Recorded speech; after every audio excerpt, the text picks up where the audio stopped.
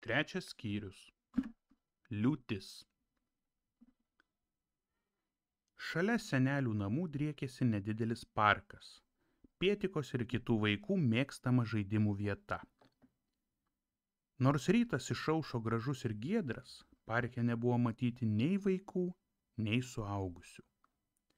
Dangumi slinko keli balti debesėliai. Pietik atkreipė dėmesį, kad jiems iš paskos slenka vienas juodas. Baltiesiems nuplaukus tolyn, juodasis sustojo berniukui virš galvos.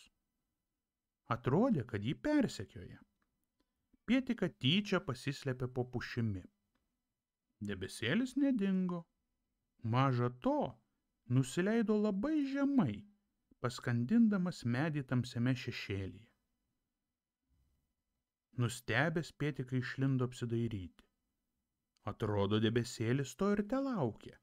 Prasidėjo tokia liūtis, tokia pyla, kad berniukas pasijuto lyg papuolęs po upės kriokliu. Jis nė nematė, kur eiti, tiesiog ištiesė abi rankas, ieškodamas už ko užsikabinti. Užčiuopęs medžio kamieną, stipriai apsikabino rankomis, nes bijojo, kad jo nenuplukdytų.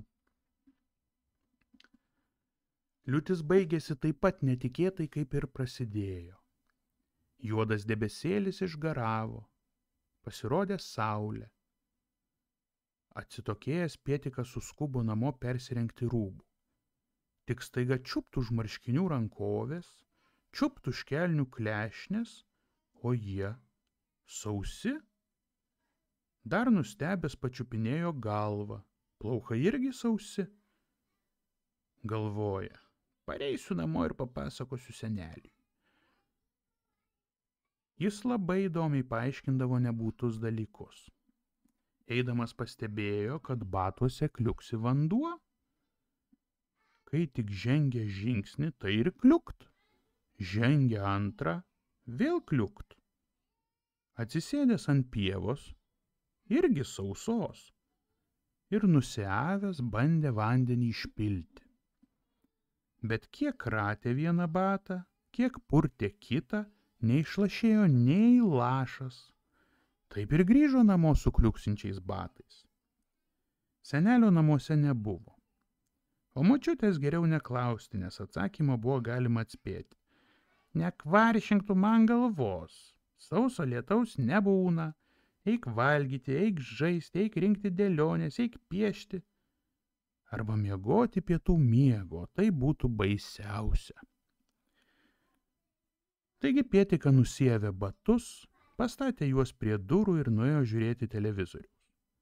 Po to valgė močiutės paruoštus pietus, žaidė, išdykavo su kaimynų vaikais ir visai pamiršo apie keistą nuotykį su lietumi ir kliuksinčiais batais. Atėjo vakaras, sutemo. Senelis, kaip visada, prieš miegą pasiekė berniukui pasaką. Vienos neužteko, teko sekti antrą, po to ir trečią. Reikia pasakyti, kad senelio pasakos būdavo perpintos visokių baisumų, kurie šiurpindavo Pietiką. Jis kartais net pakišdavo galvą po antklodę, bet vis tiek prašydavo sekti iki pabaigos. Prisiklausęs tokių pasakų, kurios visgi baigdavosi laimingai, berniukas labai giliai įmigo. O močiutė tvarkė virtuvę. Pagalvojo, kad reikia pašluoti prieškambarį, kadangi grįždamas iš lauko vaikis pritrepsėjo smėlio. Bešluodama netyčia apvertė vieną berniuko batą, kuris virsdamas sukliuksėjo, suteliuskavo, lyg nepilnas vandens stiklainis. Močiutė, nieko blogo neįtardama, išjungė šviesą ir užlipo į antrą aukštą. Pietika miegojo bibliotekoje, greta senelių miegamojo.